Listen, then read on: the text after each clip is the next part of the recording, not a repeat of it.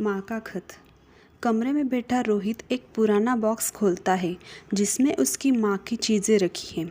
रोहित आंखों में आंसू लेके, माँ तुम क्यों चली गई? वह बॉक्स में एक पुराना खत पाता है, उसे पढ़ना शुरू करता है। माँ का खत पढ़ते, प्यारे रोहित, जब तुम यह खत पढ़ रहे होगे तब शायद मैं तुम्हारे पास नहीं रहूँगी, लेकिन मेरी बातें हमेशा तुम्हारे साथ रहेंगी। बेटा, मैंने तुम्हारे लिए जो सपने देखे थे वो तुम्हारी खुशियों के लिए थे। मुझे पता है कई बार मैं तुम्हें डांटती थी, पर वो सिर्फ तुम्हारी भलाई के लिए था।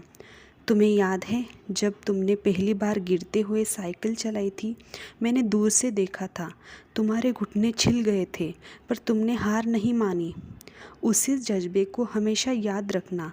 ज़िंदगी में मुश्किलें आएंगी, पर हार मत मानना। रोहित, एक बात और कहना चाहती हूँ। मैं जानती हूँ तुम मुझसे कभी कभी नाराज़ होते थे कि मैं तुम्हें हर छोटी बड़ी बात पर टोकती थी, पर बेटा, हर माँ का प्यार ऐसा ही होता है। जब तुम खुद पिता बनोगे तब शायद मेरी बात समझ पाओगे।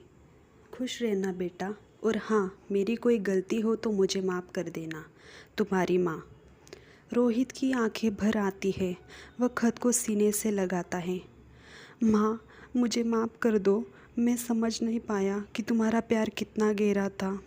वह उठता है और अपनी माँ की तस्वीर के पास जाकर उसे प्रणाम करता है।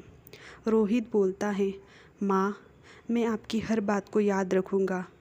कमरे में सन्नाटा होता है, पर रोहित के चेहरे पर एक सुकून भरी मुस्कान होती है।